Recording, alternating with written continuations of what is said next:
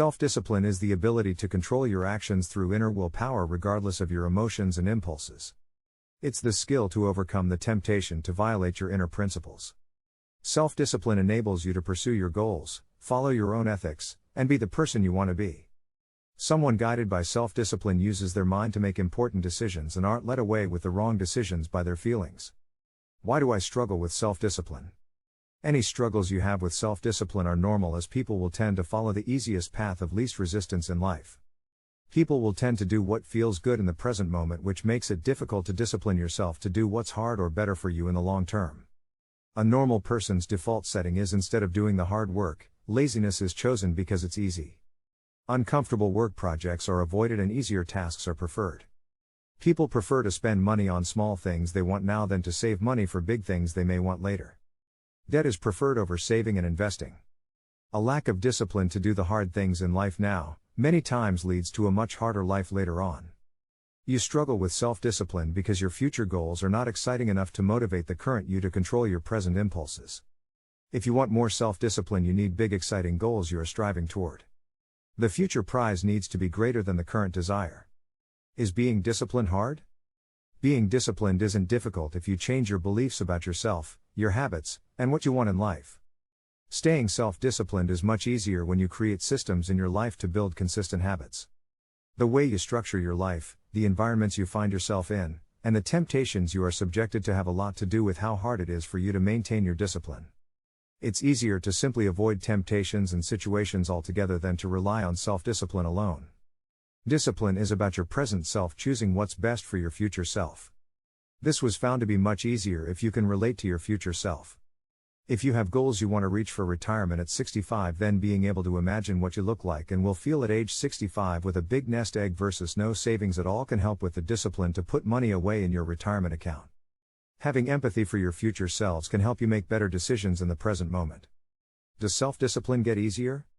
Self-discipline can become easier when you have either positive reinforcement from your future goals or negative reinforcement through future risks. Self-discipline becomes easier if you manage your thoughts carefully and quickly dismiss thoughts encouraging undisciplined actions.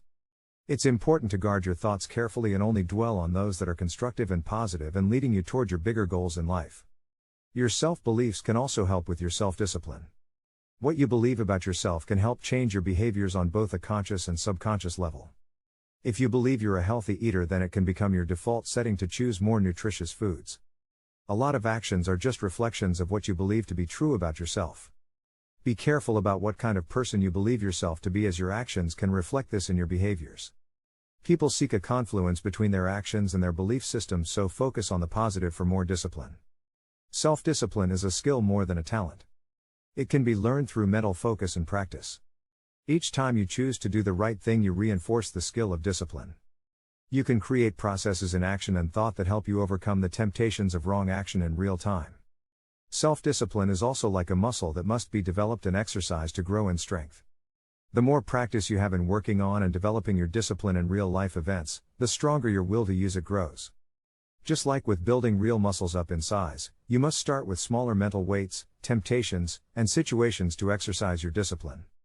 If you want to improve your diet, you can start with changing one meal at a time each week until you have created a new routine and overcame the smaller temptations of overeating at that one meal before adding a second one. Small successes with discipline build up your confidence and how you see yourself. This helps with the will to keep making the right decisions.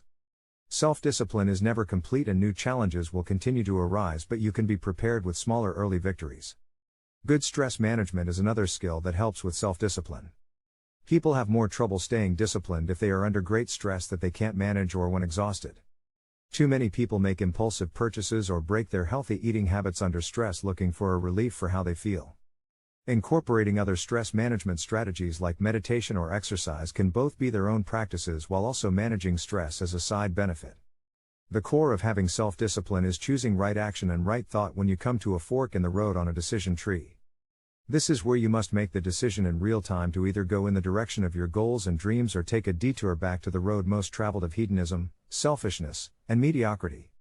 Self-discipline can pay very high returns on right effort that is exercised consistently over long periods of time on the correct things. Discipline is the skill of choosing what your best self wants to do in real time regardless of the impulses and desires of your lesser self.